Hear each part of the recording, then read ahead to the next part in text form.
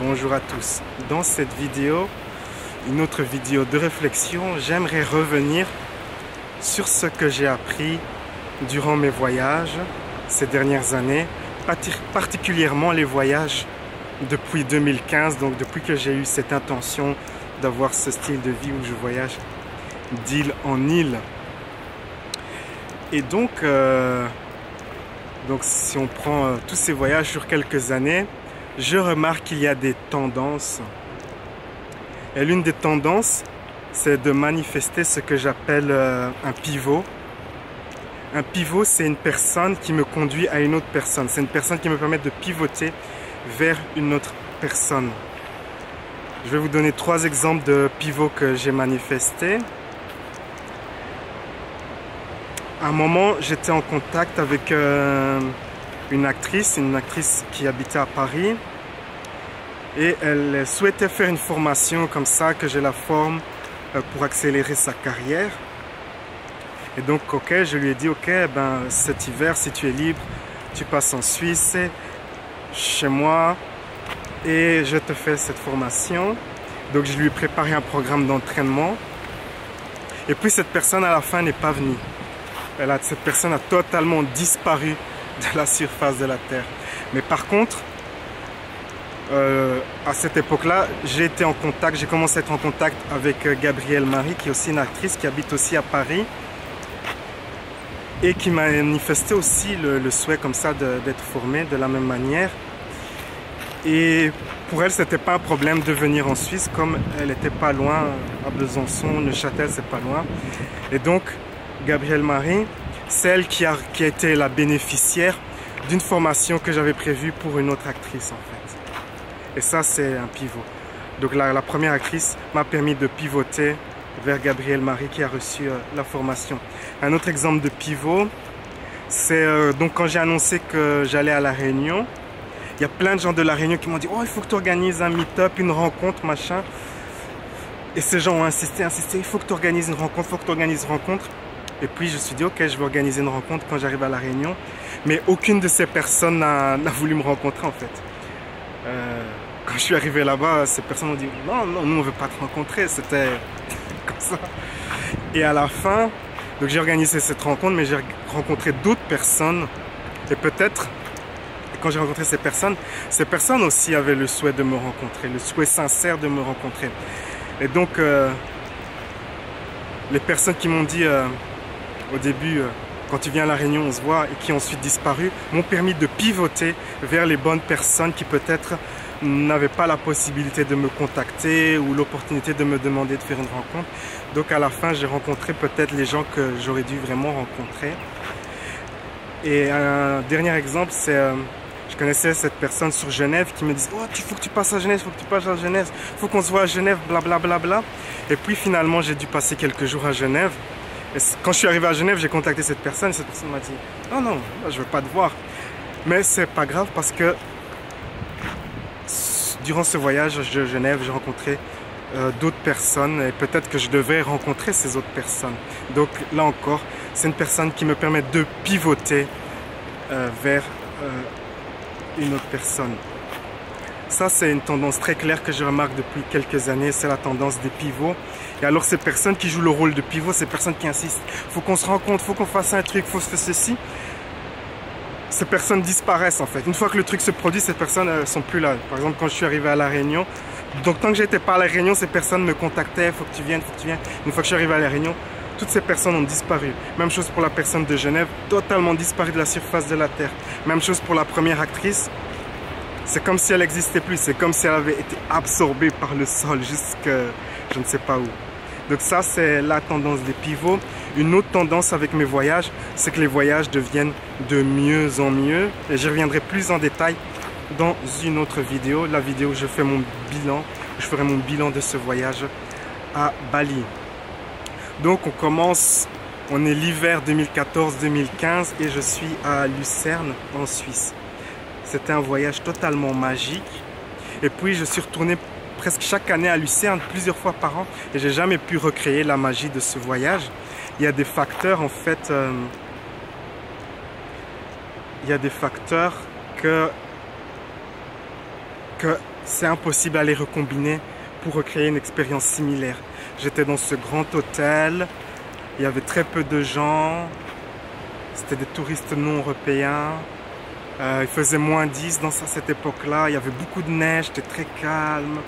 Et aussi j'ai appris une nouvelle technique. En fait je connaissais déjà cette technique, mais là je l'ai vraiment, eu une bonne expérience avec cette technique. C'est une technique comme ça qui permet de changer ses états émotionnels, mais très poussé, quoi. Si vous, par exemple, si vous voulez faire de l'expérience d'une très grande confiance en vous-même, vous pouvez utiliser cette technique pendant 40 minutes, vous faites le script, pouf, et boum, vous êtes dans un état de très grande confiance. Vous pouvez choisir n'importe quel état. Être sexy, avoir du charisme, être persuasif, n'importe quel état, il suffit juste de le décrire et de faire cette technique de script. Et donc voilà, j'ai amélioré cette technique de script quand j'étais à Lucerne. J'ai essayé de l'enseigner à certains de mes élèves, mais il faut être dans un état d'énergie tellement élevé que c'est pas évident. Donc j'ai conçu une version simplifiée que j'utilise parfois avec mes clients. Et donc ça, c'était la chose que j'ai appris durant ce voyage à Lucerne. Et aussi dans le contexte de développement spirituel.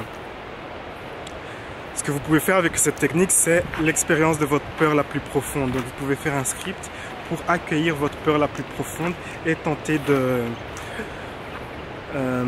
lâcher prise sur votre peur la plus profonde.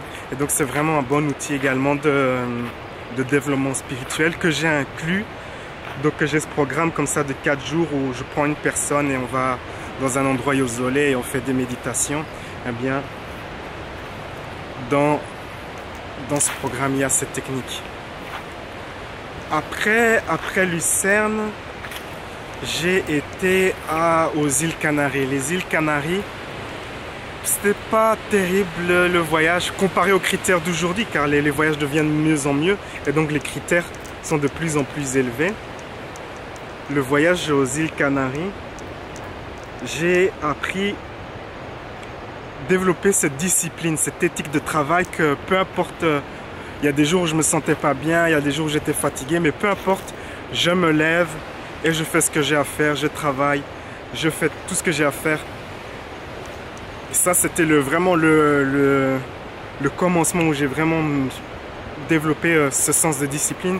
Car si vous voulez ce style de vie de digital nomade, où vous voyagez, tout ça, il faut beaucoup de discipline. C'est pas un truc que vous pouvez faire comme ça si vous voulez travailler quand vous vous sentez bien.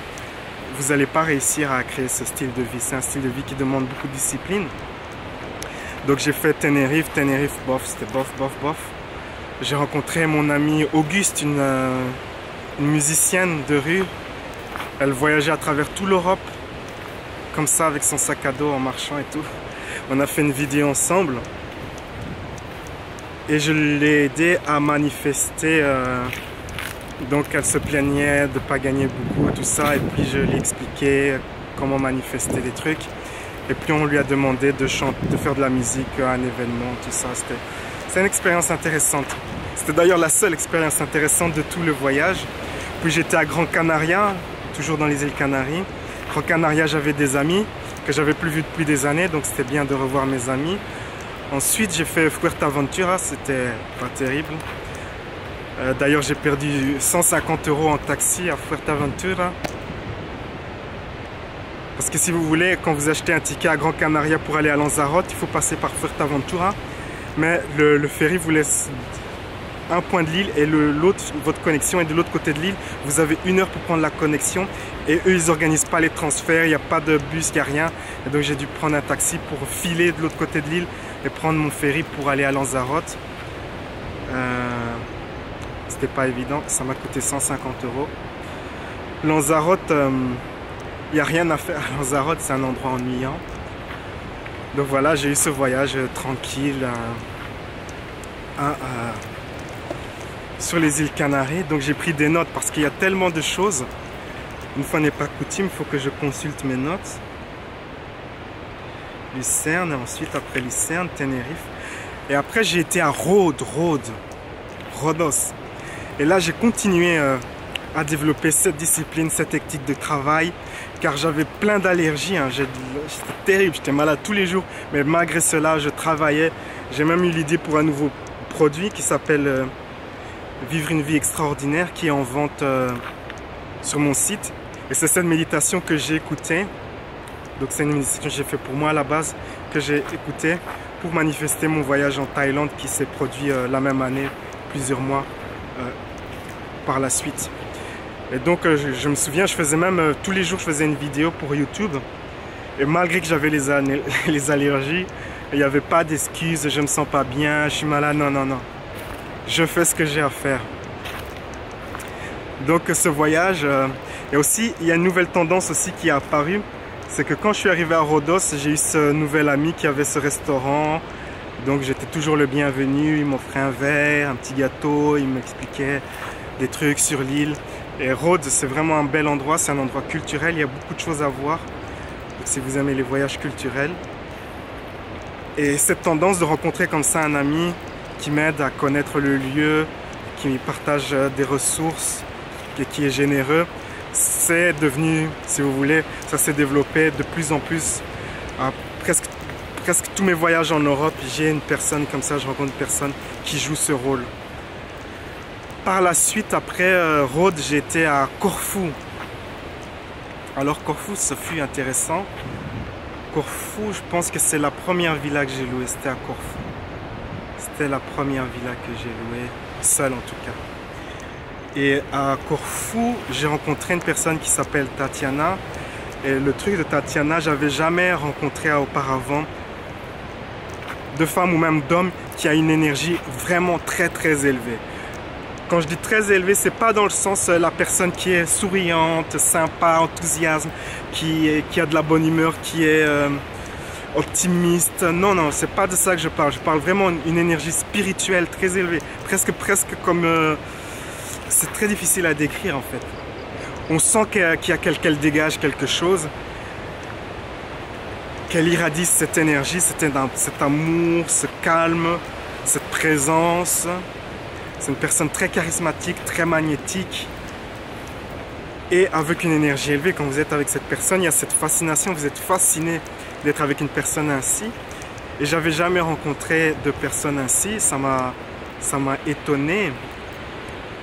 Et je me suis dit que si je rencontrais une personne comme ça, c'est que peut-être aussi j'ai ce potentiel ou j'ai cette énergie moi aussi. Donc, et c'était quelqu'un qui pratique la méditation très profonde et qui médite pendant des heures, des heures, des heures et des heures. Tatiana, la jolie russe de Munich, elle louait un appartement qui était près de ma villa et on s'est rencontrés sur la plage. Donc j'avais ma petite plage privée de ma villa et son appartement aussi avait accès à cette même plage. Et alors c'est quelque chose que j'avais écrit dans 2014 dans mon journal de journée idéale, c'est que je rencontrais comme ça. Donc peut-être vous avez vu ce film avec James Bond, Dr No, où il rencontre Ursula Andress qui joue le rôle d'une femme russe et ils se rencontrent sur la plage. Et moi j'ai écrit ça, j'ai écrit que je rencontre quelqu'un comme Ursula Andress qui est aussi russe et sans plus. Et donc voilà, je me suis dit, waouh, c'est ce que j'ai écrit qui s'est produit. Et c'est aussi devenu une tendance, ça s'est reproduit au moins 3 ou 4 fois par la suite. Et chaque fois, la personne était très spirituelle, très avancée. J'ai beaucoup appris d'être au contact avec cette personne. Donc Tatiana, c'est pratiquer des méditations profondes, mais d'un style totalement différent de ce que j'enseigne, de ce que je pratique. Ce qu'elle fait, c'est tout basé sur la Bible. Et donc elle m'a montré, d'ailleurs j'avais beaucoup marqué ça dans ma tablette, les versets qu'elle utilisait pour faire ses prières et tout ça. Et puis à un moment elle avait une amie qui avait son fils qui avait le cancer. Et donc on est parti dans cette église orthodoxe pour faire la prière pour le garçon qui avait le cancer. Donc on est arrivé là à 8 h et on est sorti à 11 h. À 11 h, on est parti prendre un café. Et puis, ils ont été avec Tatiana et la mère du garçon. On a été dans une petite chapelle et ils ont continué à faire la prière pendant 1 heure. C'était intéressant de voir cette dévotion, cette concentration. Et aussi, j'avais jamais rencontré, comme je l'ai dit, quelqu'un qui a une énergie aussi élevée. Et on s'est bien amusé. Je me souviens donc le jour de notre rencontre sur cette plage, je l'ai invitée dans ma villa. Je lui ai dit que j'allais cuisiner pour elle. Et donc c'est une villa est très éloignée de la ville. Et donc on a fait notre propre soirée. On a dansé le souk sur Magic System. C'est Magic System, premier Gaou. Ouais, et Kassav. Voir une femme russe danser sur du souk pour la première fois, c'était la première fois. C'est une expérience intéressante. Après Corfou, j'ai fait Ibiza. Et à Ibiza, c'était une époque, donc c'était hors saison. Hors saison, il n'y a personne à Ibiza. Et puis j'étais dans un coin éloigné de l'île où c'est pas trop touristique. Il y avait peu de gens. Je louais un bel appartement. J'ai d'ailleurs fait la vidéo, ma routine matinale. Donc c'est là que la vidéo a été faite. Et il n'y a rien à faire là. Il n'y a pas beaucoup de gens. C'est mort. Et donc j'en ai profité pour développer moi-même mon énergie, mon niveau d'énergie. Et donc tous les jours je faisais des 5-6 heures de méditation pour élever mon énergie. Et donc à un moment j'avais cette énergie très très élevée, mais moi je ne me rends pas compte de l'effet que ça a sur les gens, puisqu'il n'y a personne à rencontrer là-bas, c'était mort de chez mort. J'étais tout seul la plupart du temps. Et là aussi, j'avais un ami qui avait un Sicilien, il avait son restaurant, il m'avait dit qu'il était là depuis 20 ans. Je pouvais aller chez lui, prendre un café, recevoir une tranche de pizza, parler un petit peu. C'était mon ami de Lille. Et donc vers la fin de mon voyage, les 5 derniers jours, à un moment, j'étais sur la plage et il y a une sorte de cliff et je me suis dit, est-ce que je saute pas pour faire un plongeon? Et puis il y a cette femme qui sort de la forêt comme ça. Et je lui explique que je vais sauter, tout ça. Elle me dit non, c'est trop haut et tout. Et je lui dis que l'eau est suffisamment profonde, qu'il n'y a pas de risque. Et en fait, je découvre que cette personne... elle est devenue ma copine, mon ex. Mais on a la première discussion, en fait, on a découvert qu'on habitait proche, qu'elle habite à 1 heure de chez moi. Et alors, la rencontre avec elle, cette fois-ci, c'est moi, je suis dans le rôle qu'était Tatiana. J'ai cette grande énergie. Et puis, donc, je la rencontre sur la plage. Elle me dit qu'elle est prof de yoga, tout ça, qu'elle est venue enseigner ici à Ibiza. Et puis, elle me dit que c'est son dernier jour et qu'elle rentre chez elle. Et qu'elle a quelque chose à me montrer. Un bel endroit que personne connaît. Et donc on va à cet endroit. C'était effectivement très beau. Coucher de soleil extraordinaire. Et il y avait des gens qui jouaient de djembé, de la musique, tout ça. Il y avait un salon de thé avec une déco vraiment magnifique.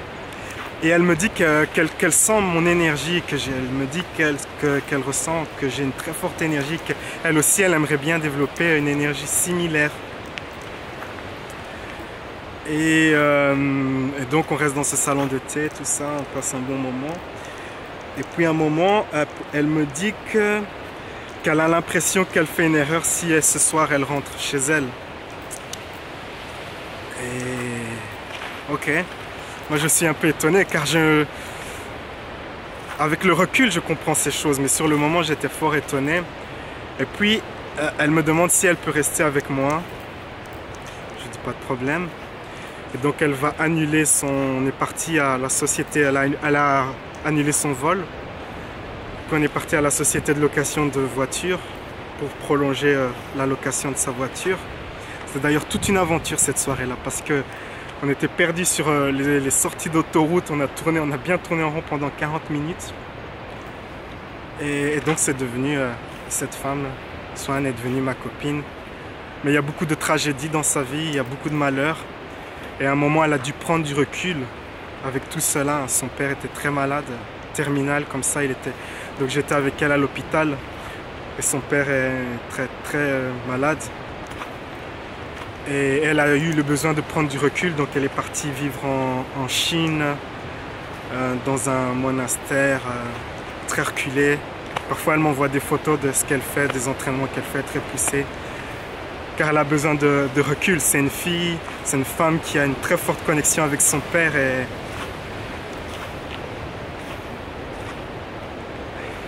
Et l'état de santé de son père était très mal, quoi. Et donc voilà, et donc j'étais, donc le rôle que jouait Tatiana, moi je l'ai joué. La personne qui a cette énergie irrésistiblement magnétique. Et donc c'est ça que j'ai appris lors du voyage à Ibiza. Après Ibiza, ce fut Phuket en Thaïlande. Très beau voyage en Thaïlande. Alors, qu'est-ce qui s'est passé? Et ok, j'ai encore reproduit la fameuse scène. Donc j'étais sur une plage tout seul. Comme à Corfou, j'étais tout seul sur une plage, tranquille. Et il y a cette personne en bikini comme ça, qui vient et qui me demande de prendre une photo et tout ça. Et cette personne-là, elle s'appelait Valéria. Valéria, une Russe encore. Comme j'ai écrit dans ma journée idéale. Et elle aussi, c'était une personne très spirituelle qui venait de terminer une formation en Theta Healing. Donc c'est une technique de guérison, j'imagine que ça ne doit pas être trop différent du Reiki. Pratiquer la méditation, la danse, tout ça. C'était c'était une belle rencontre. D'ailleurs, on est toujours très amis. Et aussi, donc, durant ce voyage en Thaïlande, il y a des personnes qui suivent ma chaîne YouTube que j'ai rencontrées là-bas. Et c'était intéressant de rencontrer ces personnes.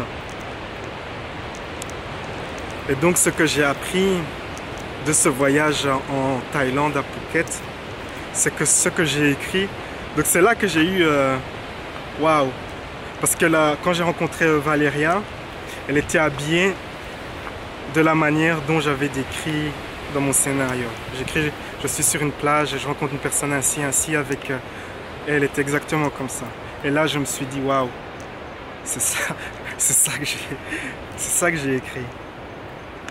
Donc laissez-moi consulter mes notes. Après, donc c'était le dernier voyage de 2015, donc on démarre 2016. 2016, essentiellement c'est une année où j'ai passé beaucoup en Suisse. Au début de l'année 2016, j'étais à Stockholm, tranquille. Mais essentiellement j'étais en Suisse, travail, tranquille. Et c'est là qu'on a recommencé à avoir des problèmes, des cracks, des fissures dans ma vie idyllique.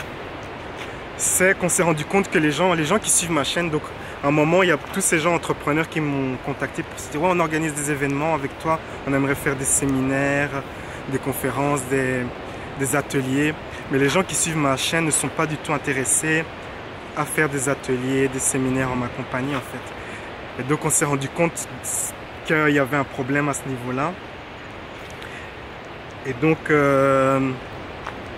mais à cette époque-là, la priorité, c'était de développer ma pratique de coaching. Donc, au lieu de travailler sur on va dire, sur ça spécifiquement, j'ai plutôt travaillé à communiquer mes valeurs à mes clients potentiels, créer des services de qualité pour mes clients. Et ce fut la grosse chose de 2016. Hein, développer des programmes de coaching et tout ça.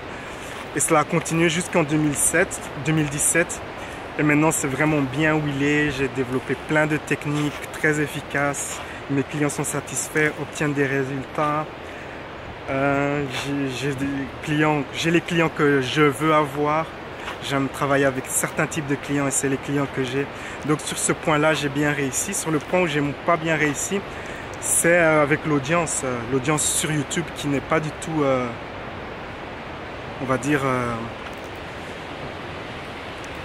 comme je l'expliquais dans la vidéo précédente, l'une des choses que je dois faire, c'est de communiquer de manière claire mes valeurs, d'attirer un public qui partage mes valeurs et peut-être dans le futur, qui sait, ce sera possible d'organiser des événements car pour le moment, ce n'est pas du tout possible. Et donc, on arrive en 2017 et 2017, c'est l'année du travail ensemble, l'année des collabs où j'ai commencé à travailler avec d'autres youtubeurs. Petit à petit, ce fut vraiment l'année des collabs. Comme voyage, j'étais à Majorque. Qu'est-ce que j'ai appris à Majorque? Majorque, ce fut un voyage assez calme. Il n'y a pas eu trop de trop d'intuition quand j'étais à Majorque en fait. Non, il n'y a rien de spécial qui... Parce que je suis quand même resté 20 jours là-bas. Il n'y a pas eu grand chose. Et donc par la suite, j'ai commencé à travailler avec des autres youtubeurs. Alors je me suis rendu compte qu'il y a un problème avec les jeunes youtubeurs. Maintenant je ne travaille plus avec d'autres youtubeurs en 2018.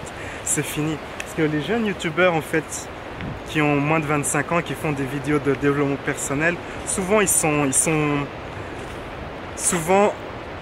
ils n'arrivent pas à démontrer ce qu'ils racontent. Ou soit quand vous les rencontrez, ils sont totalement différents de l'image qu'ils projettent dans leurs vidéos. Ou soit ils se contentent de répéter ce qu'ils ont lu, vu.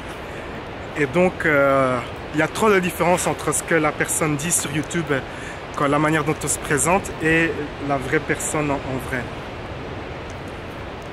Et donc pour ça j'ai abandonné de travailler avec des youtubeurs. Ensuite j'étais à Santorin avec une youtubeuse qui voulait m'aider, m'assister, mais ça n'a pas bien marché la collaboration. C'était une personne vraiment très fainéante, donc j'ai laissé tomber. À présent je ne travaille plus avec des youtubeurs.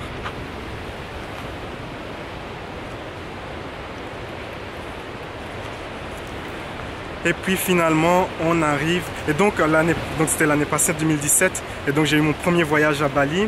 Le premier voyage à Bali c'était bien par rapport à celui-ci. Donc puis on commence 2018 avec un bang. Grande année, c'est l'année où j'apprends la manifestation instantanée, car en début 2018 je regardais ce reportage sur la Réunion, et puis je me suis dit waouh, ce serait bien d'aller à la Réunion. Et 5 heures plus tard, la possibilité d'aller à la Réunion s'est présentée. Et plus 2018 avance, et plus je me rends compte que je manifeste les choses super vite, de manière instantanée.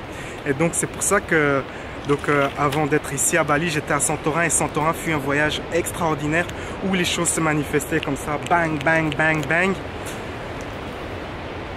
Et donc c'est ça la leçon de 2018, le jeu de 2018, c'est la manifestation instantanée, apprendre ce nouveau style, cette nouvelle manière d'être. Donc ce voyage ici à Bali se passe pas très bien, il est ennuyant, j'ai perdu ma magie, je suis dans mon moment Nick Lauda. Vous connaissez probablement pas Nick Lauda, mais c'est quelqu'un qui allait de gloire en gloire, et à un moment sa voiture, sa Ferrari s'est enflammée, devenue une boule de feu, mais malgré cette tragédie, il a continué à aller de l'avant. Moi je suis dans mon moment comme ça, ok. C'est pas terrible ce qui se ici à Bali, mais prochainement je reviendrai très fort avec des nouveaux voyages et une nouvelle force pour manifester ma réalité de manière instantanée. Donc voilà, je vais terminer cette vidéo car il me reste juste 2 minutes de batterie sur mon téléphone, sur la caméra, il reste 2 minutes. Donc je vais conclure cette vidéo.